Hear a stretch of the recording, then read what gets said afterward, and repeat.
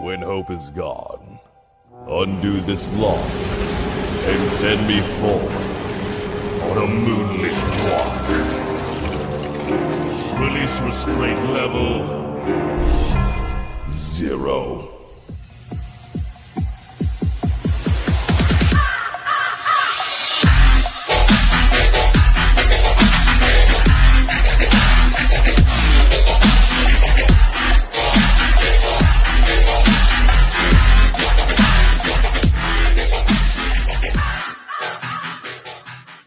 Hey kids, wanna see a dead body?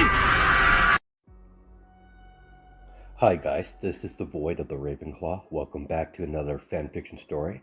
If you like this type of content, smash the like button and subscribe for future videos and updates that I do post on my community tab frequently. If you want access to any of my early content, check out the Discord. This is The Eye of the White Tiger, Part 1. After the encounter with the vampires and werewolves, Inko decided to clean up the ship a little bit, throwing out all of the severed heads and mangled corpses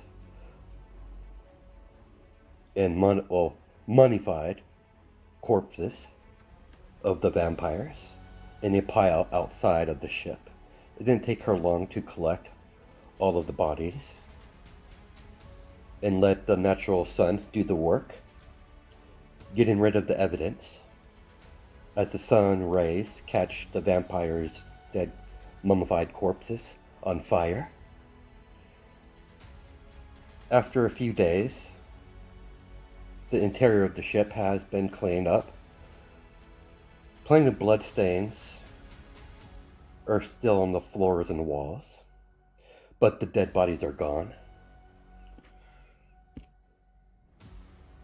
Inko was going through the documents in the ship, or in the captain's cabin of the ship. She read the vampire's captain journal.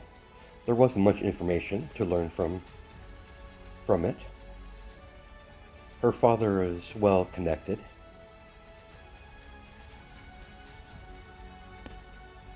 He would have warned her beforehand. So this encounter was by complete accident. The days faded away. In 2 weeks, the weeks turn into months. The months turn into years. It all blended together. On the 3rd year, Inko caught the scent of humans approaching from the shore, as she could see a sinking ship in the distance.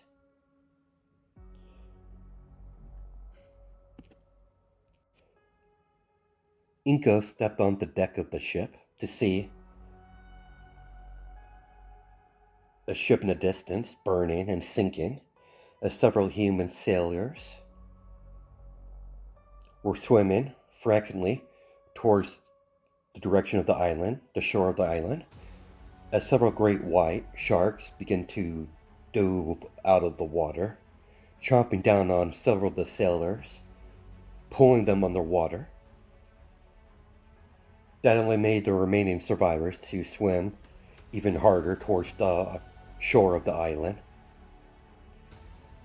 A few more giant great whites pulled several more of the sailors underneath the vast ocean as blood begins to spread through the water, making the water itself a bright red color. Inko watched the remaining survivors that survived the shipwreck and the great white shark that guards around the island finally make it to the beach shore of, basically the island. Inko knows it won't take the humans long to notice the ship that she's on next to the island, where she made her temporary home. So she decided to shift into her tiger form and go deep into the ship. There's places she could hide in the ship interior. With her white tiger form, there will be no chance of discovery. And she was correct to do so.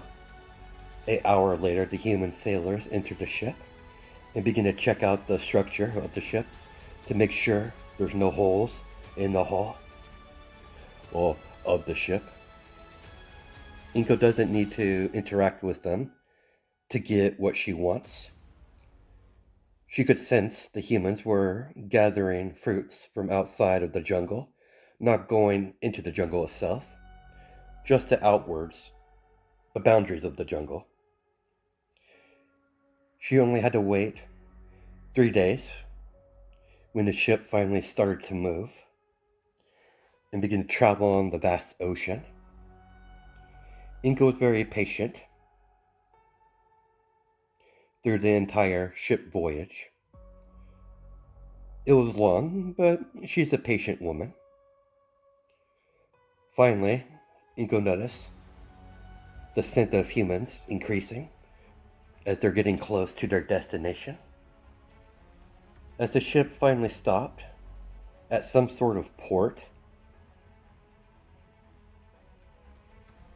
and somewhere near Japan, Inko waited until nightfall.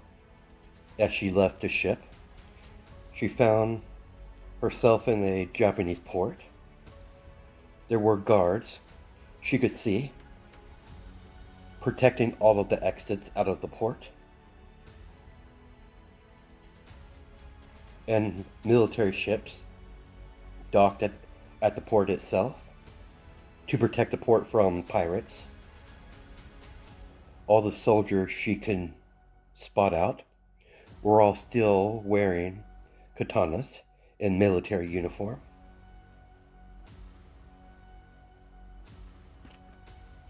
The timeline Inko finds herself in the early stages of Japan, taking aspects of the West.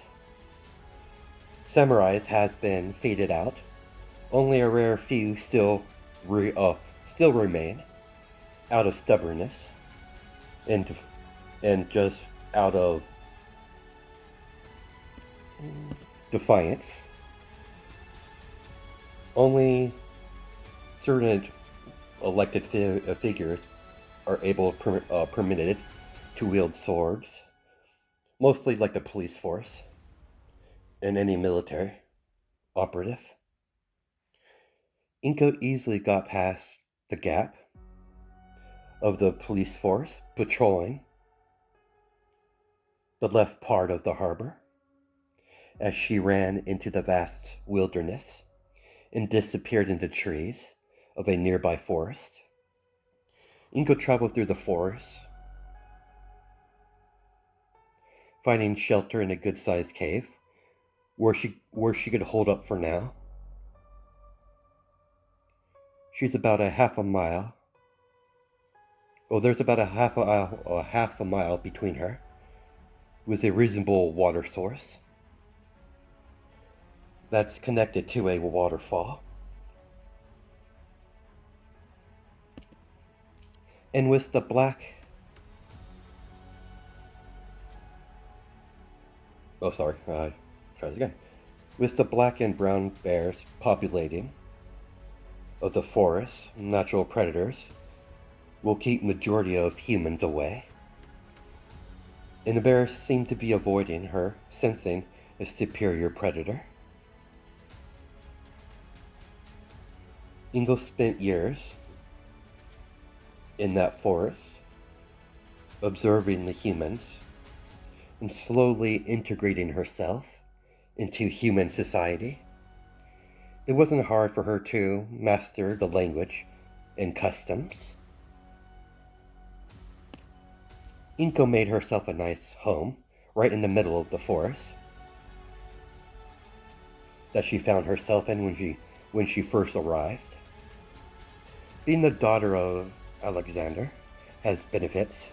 Lack of money never was a problem. Since she's been in Japan, her father has provided her with plenty of wealth to get herself set up with a nice home.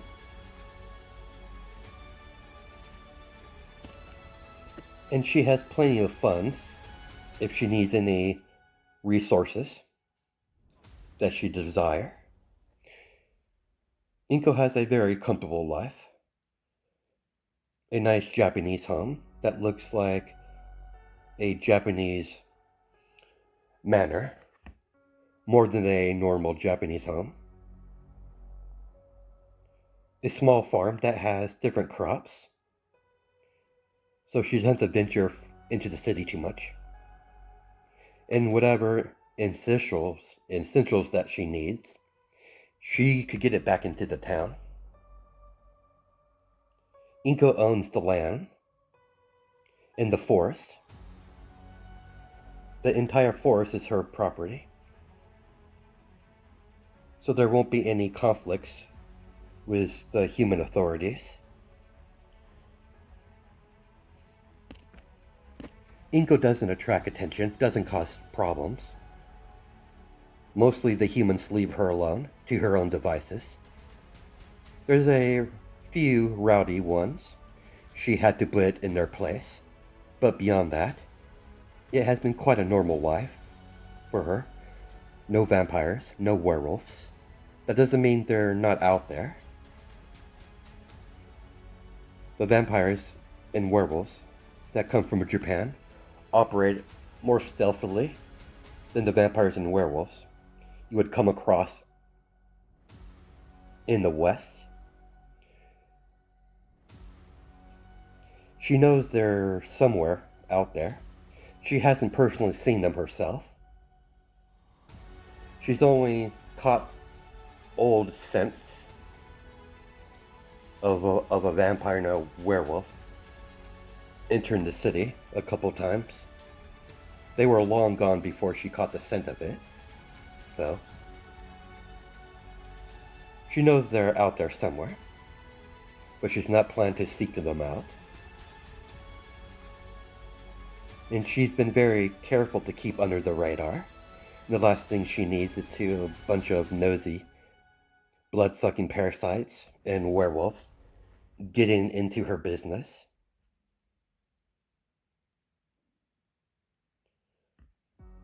And the last thing you want to do is to snoop into a tiger's den.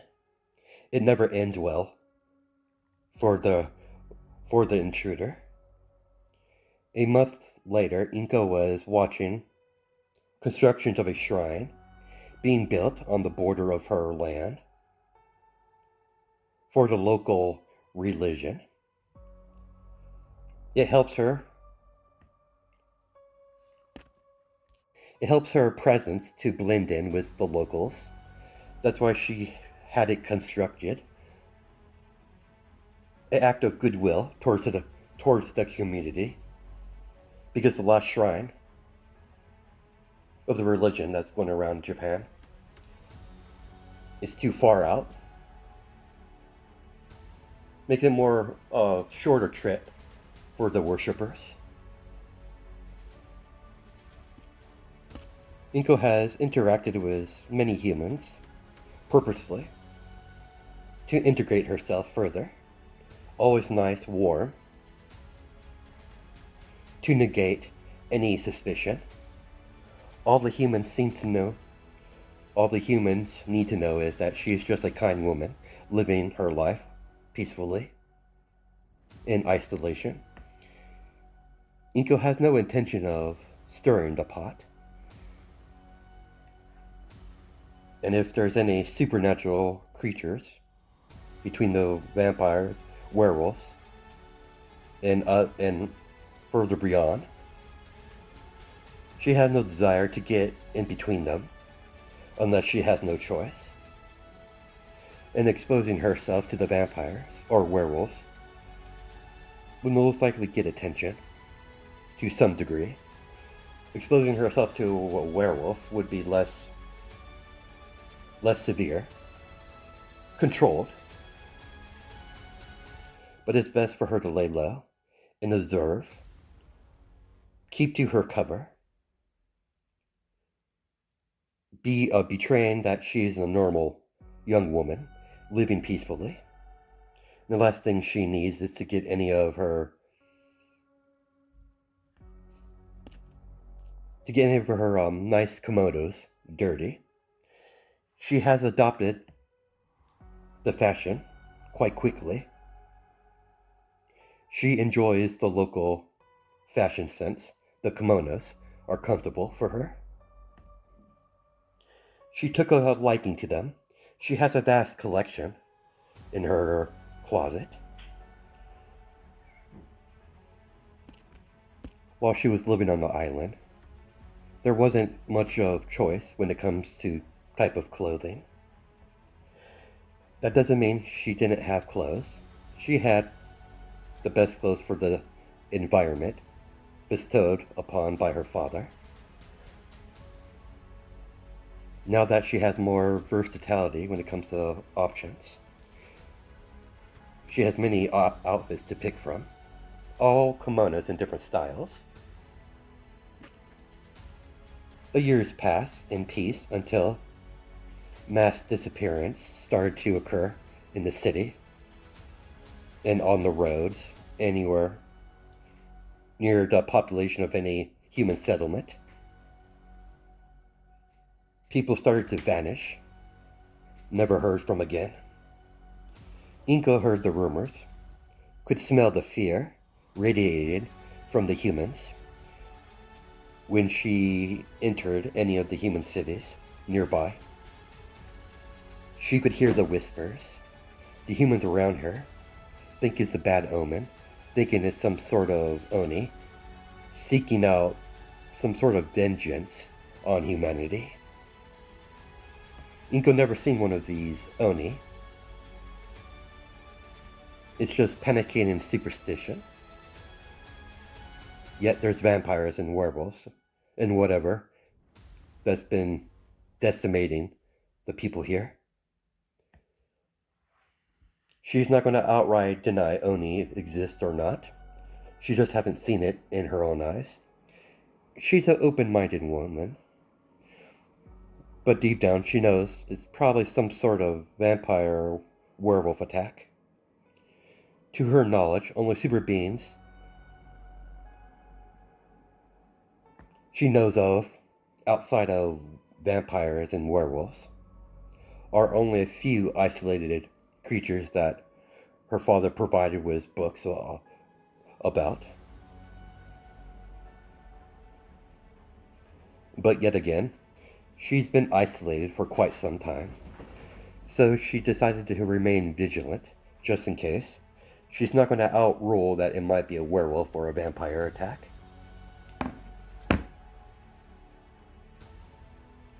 Inko might be powerful, but she's smart, and she won't go in blindly, like some sort of idiot.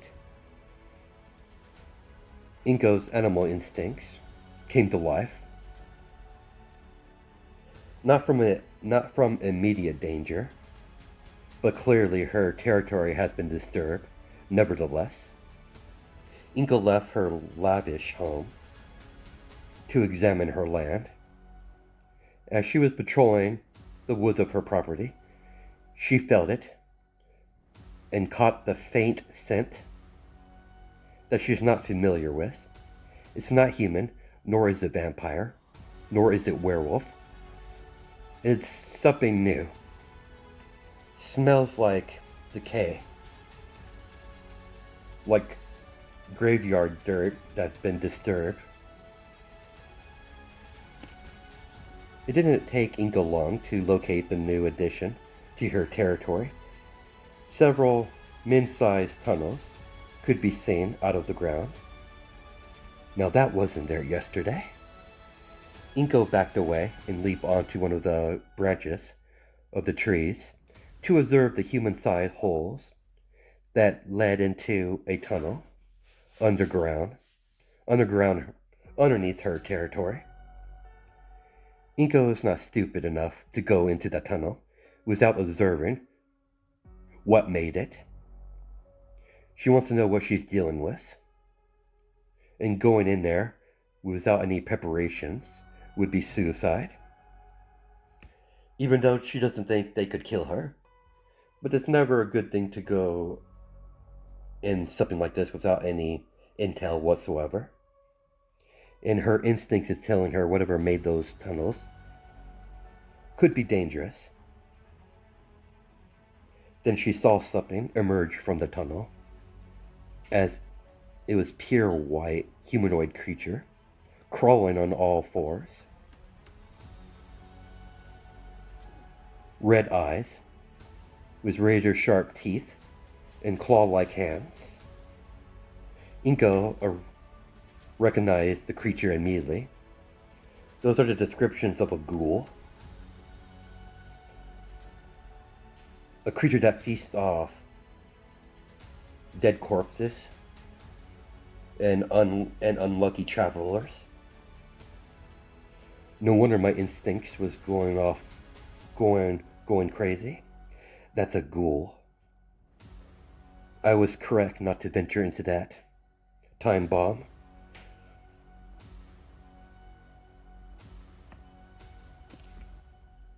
One or two ghouls would be a problem, but a whole hive of them would be too overwhelming, even for me. A single one of these creatures would be a challenge.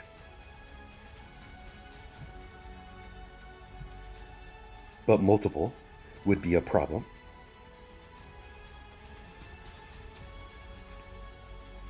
Well, let me phrase that again because I read that wrong. A single one of these creatures wouldn't be a challenge, but multiple would be a problem. But how did these ghouls even get here? To my knowledge, Japan doesn't have ghouls. There's never been recorded evidence of them here, ever. But that would explain the disappearance of the humans. Even I had suspicions that it was a werewolf or a vampire organizing this. I never thought ghouls would be involved. A very interesting turn of events. I might have to reach out. But the vampires, they would be too prideful to work with others, so that's not a question. Well, that's not an option. The werewolf, on the other hand, would be a different story entirely. Prideful, but not single-minded like the vampires. I was hoping to stay unknown by the supernatural community here in Japan. As Inko gave an irritated sigh, I guess it can't be helped. Inko backed away slowly by traveling by treetop until she arrived at her home. She knows finding any werewolves would be difficult. They've kept themselves hidden. And finding a new trail wouldn't be impossible, but it would be extremely difficult. Well, fresh scent, basically.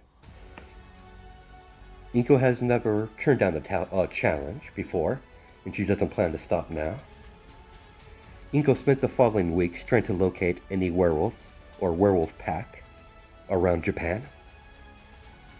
Then her hard work finally paid off.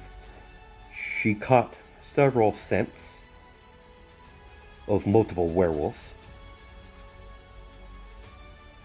She immediately began to travel into that direction. The closer she got to their territory, the stronger the scent got. She immediately located several different scents mixed in between the werewolves. When she arrived, she witnessed a battle between the werewolf pack and a large group of ghouls bursting through the ground through tunnels.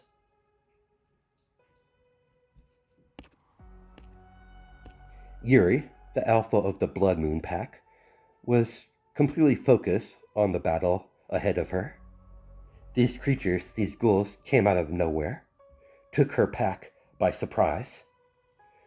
But she'll be damned to let these creatures endanger her pack.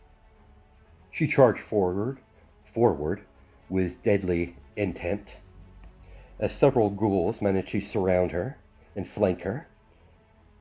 When the ghouls launched forward, as a green blur appeared, as all the ghouls' attacks were blocked.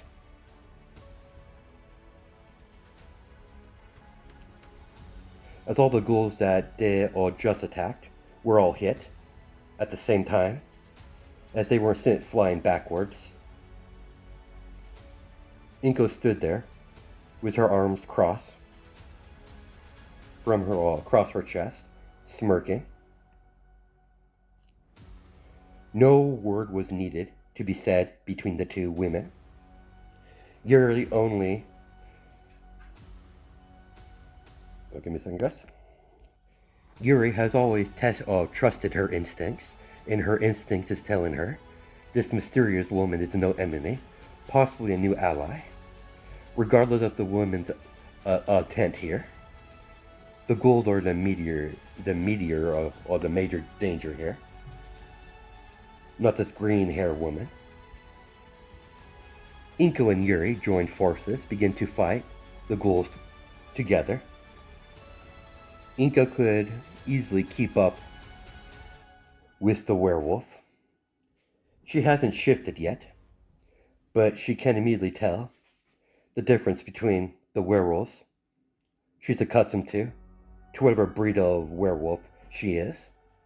There's a clear difference. The woman, in human form, clearly has aspects of a wolf, the wolf ears, and the tail behind her was a big giveaway.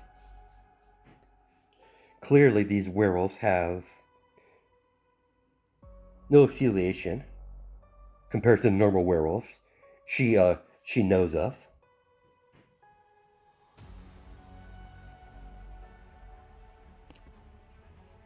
These werewolves might have the ability to perform partial transformations. She's uncertain, but Inko will worry about that for later, as she concentrated her focus on the battle ahead. An incoming ghoul was charging forward towards Inko and Yuri.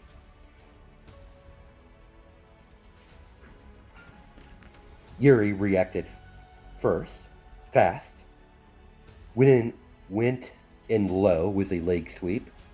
Meanwhile, Inko went high, placed her hand onto Yuri's shoulder, and performed a spin kick, hitting the ghoul in the stomach.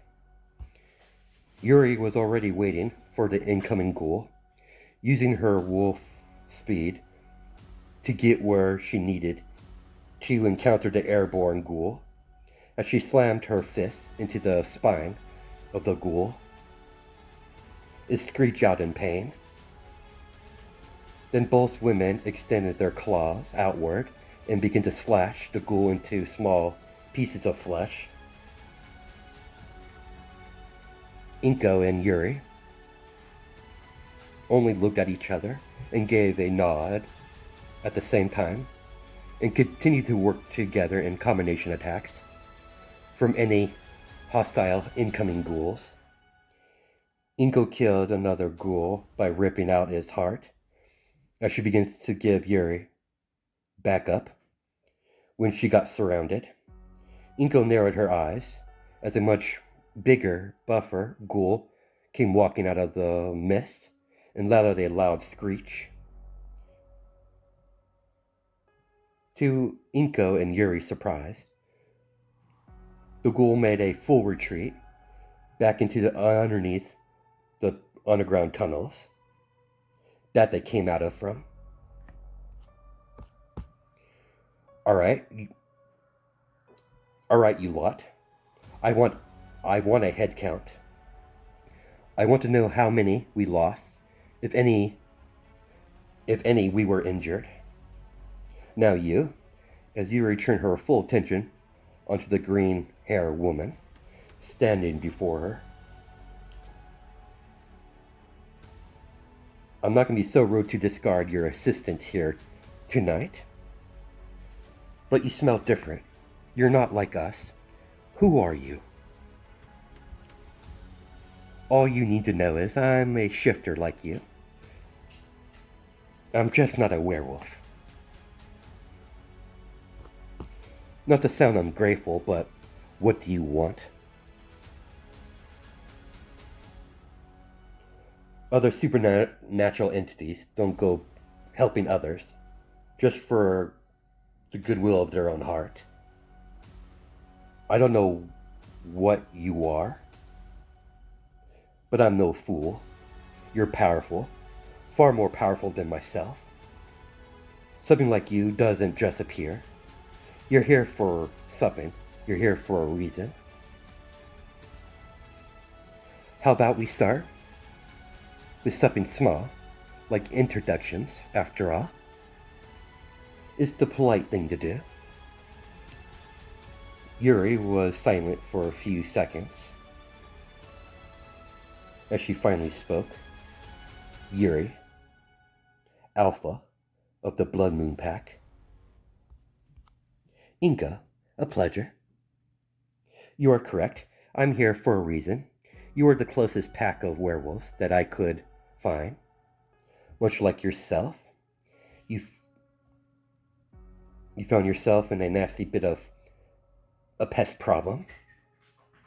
I found similar tunnels leading underground in my territory. As she pointed to the several exposed holes in the ground nearby with her finger. Even with my power, it would be unwise for me to go right into the nest of a ghoul.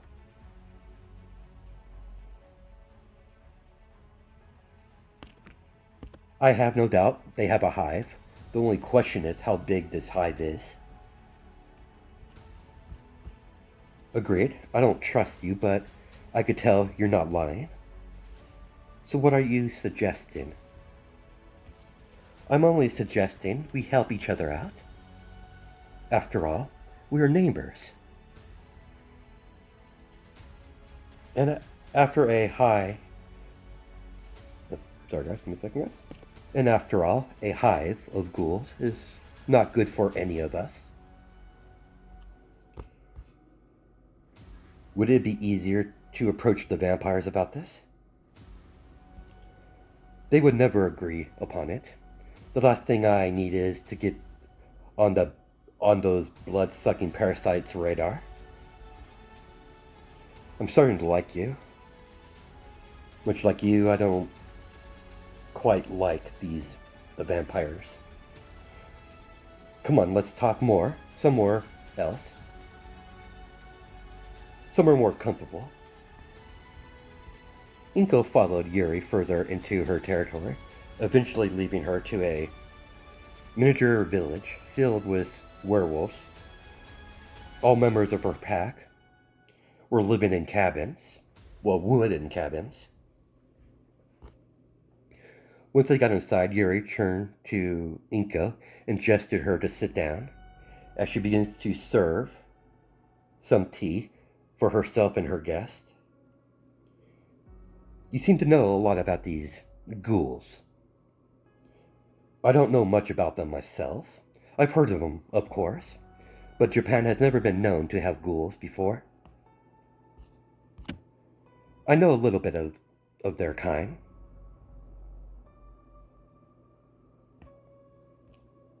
If there's a large number of ghouls, the likelihood of a brood mother will most likely be the source. I'm guessing we're dealing with a large hive. Of course, I'm basing off of my information from what I studied.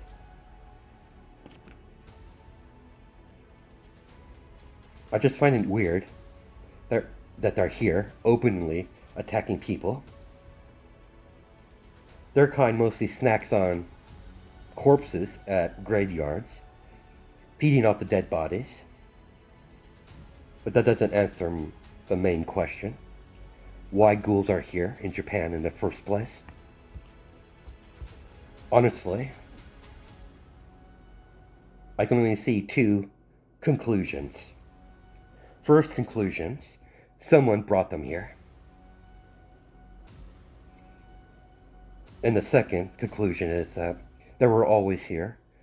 They might have been in some sort of deep slumber until they were disturbed. But I'm not even sure these creatures even sleep. Both options are pretty terrible. Agreed.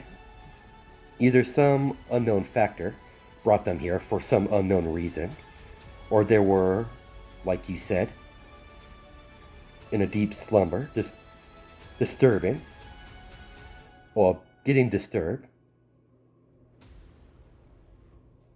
by someone or something. Both options are not very ideal. I don't know enough about ghouls to be able to confirm if they go through slumbers or not. What information I do have is vague. You mentioned a brood mother. Yes, what I know of them, there are dreadful creatures. Each ghoul has a hive. Each hive has a brood mother that constantly breeds more ghouls. And if there was a slumbering one of them brood mother here in Japan, then we're in a lot more dire than I originally thought. Then we need to kill it. That's the main problem. Well, the main problem is getting to the brood mother is basically walking into a death trap. But I don't see a lot of options. Even if that's true, we need intel on these nests. How vast it goes, how big it is. With such limited information, it would be outright dangerous, most likely suicide, venturing into one of those tunnels in large groups. It's a good thing I am a type of girl that loves danger. As Inko said without no hesitation. You're crazy, you know that, but I like crazy. You won't be going alone. I'll be coming with you. Are you sure that's wise? Probably not, but you need backup and I can't trust any of my pack to do this. They don't have the necessary skills to stalk into a nest of man-eating ghouls. I still don't trust you. I want to keep my eye on you, for now. Very well. You have no argument for me. We do need to gauge the situation before we make any plans. So, my wolf friend, when do we leave? We leave in the morning. Good. What do I know about their habitat or less activities during the day? Sorry, I read that wrong. What I know about their habits. They're less active during the day, but they do occasionally snap people off the road. They're known to do that. I'm surprised you know quite a lot compared to normal people. I mean, pretty much everyone in the supernatural world don't know much about ghouls. But that is thanks to my old man. He wanted to make sure I was prepared. Knowledge. It's his own power. Speaking of knowledge, I need to know what exactly are you before we attempt this. Interesting. A gesture of goodwill. Yuri followed Inko outside. As you suspect, I'm a shifter like you. My inner beast is not a big wolf. It's something more primal.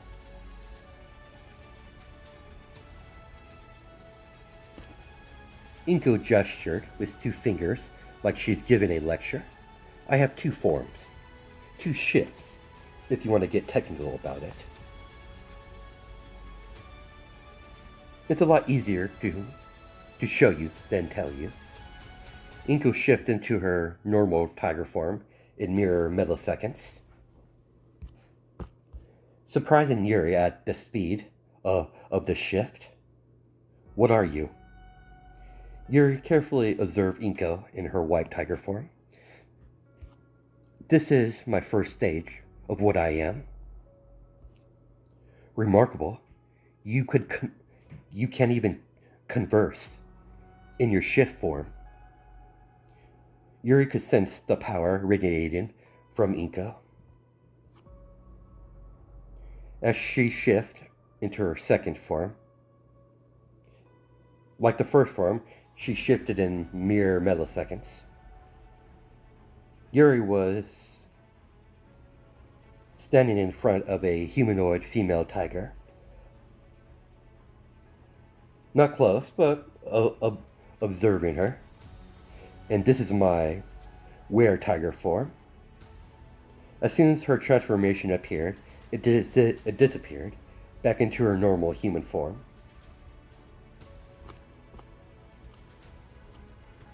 Oops, sorry guys, wrong picture. I've never seen anything like that. Not surprising that you haven't came across it, or never came across anyone like me. I'm the first, the very first of my kind.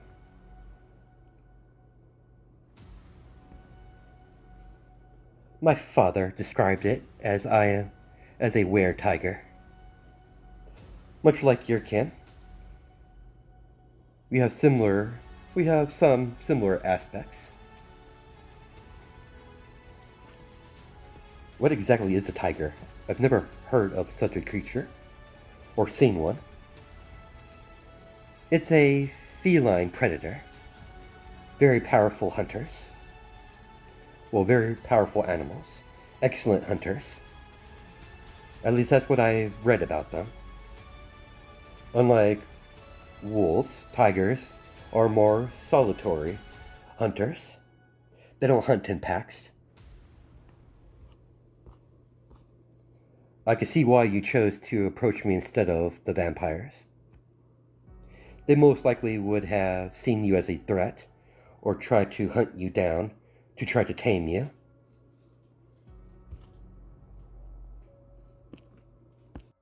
Inko's kind and gentle posture shift to something more dangerous.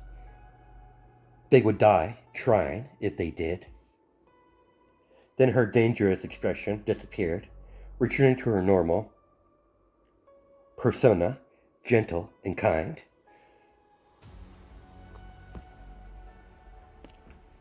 Wait, if you're saying you're the only one of your kind, haven't you tried to make more? If we're similar, if you're so similar like werewolves, you should be able to make more by bite. A valid question. You would think so. What I know, what I've been told, I can't make any were-tigers by simply biting a human. There's only one way to make a were-tiger, and that's to be born a were-tiger. I would have to reproduce, and I have no desire to bring a child into this world at this current time, nor do I have any interest in any suitors at the moment. The world is too dangerous to bring an innocent child into this dangerous world. I can't believe I'm saying this, but that's my thoughts exactly. With the constant war between werewolves and vampires raging on, it is dangerous to bring a child into this world, given we don't experience much of the battle here in Japan. And the vampires that do live here keeps to themselves. I noticed that. They keep to themselves hidden, quiet, never bringing any attention to themselves. I have to give it to the blood-sucking parasites. I gotta give them credit. They're not stupid. The last thing anyone needs is humans suddenly becoming aware of the supernatural world. Agreed, the last thing we need is the creation of another hunter family. It only takes a few vampire hunters to attract werewolf hunters. And I would like to avoid that at all costs. that's where I'm going to stop it for now. I'll catch you guys in the next part.